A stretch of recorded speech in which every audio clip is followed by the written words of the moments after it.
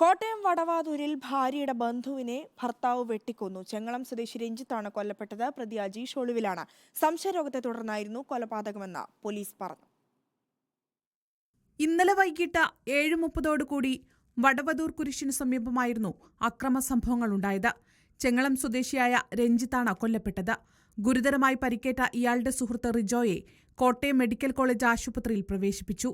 ഇരുവരെയും ആക്രമിച്ച പ്രതി അജീഷ് സംഭവ സ്ഥലത്തു നിന്നും രക്ഷപ്പെട്ടു. പ്രതി അജീഷിന്റെ ഭാര്യയുടെ അമ്മാവന്റെ മകളുടെ ഭർത്താവാണ് കൊല്ലപ്പെട്ട രഞ്ജിത്ത്. അജീഷ് സംശയരോഗിയാണ് എന്ന് പോലീസ് പറയുന്നു.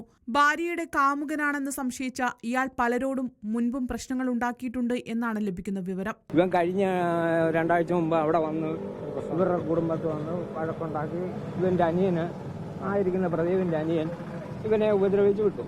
അപ്പം ഇവര് ബസ് ഇറങ്ങി കഴിഞ്ഞപ്പോ വൈരാഗിയാണോന്നും എനിക്കറിയത്തില്ല. ഇന്നലെ മണർക്കാട് ജോലിക്ക് ശേഷം ശാന്തിഗ്രാം കോളനി ഭാഗത്തേക്ക് വരികയായിരുന്നു കൊല്ലപ്പെട്ട രഞ്ജിത്തും സുഹൃത്ത് റിജോയും. വടവതൂർ കുരിശിനു സമീപത്ത് പതിയിരുന്ന പ്രതി ഇരുവരും നടന്നു വരുമ്പോൾ കടന്ന് ആക്രമിക്കുകയായിരുന്നു. ഇവിടെ വെച്ച് തന്നെ അവരെ കുത്തുകൊണ്ട് കമന്ന് വീഴുമായിരുന്നു. ബ്ലഡ് മുഴുവൻ ഒഴുകിപ്പോയി. ഇടത് കക്ഷത്തിൽ ആഴത്തിൽ വെട്ടേറ്റ രഞ്ജിത്തിനെ നാട്ടുകാർ ചേർന്ന് ആദ്യം വടവതൂരിലെ സ്വകാര്യ ആശുപത്രിയിലും പിന്നീട് കോട്ടയം മെഡിക്കൽ കോളേജ് ആശുപത്രിയിലും എത്തിച്ചെങ്കിലും മരണം സംഭവിച്ചിരുന്നു. റിജോയുടെ വലത് കൈയിനും നെഞ്ചിനും വെട്ടേറ്റിട്ടുണ്ട്. കോട്ടയം മെഡിക്കൽ കോളേജ് ആശുപത്രിയിൽ ചികിത്സയിൽ കഴിയുകയാണ്.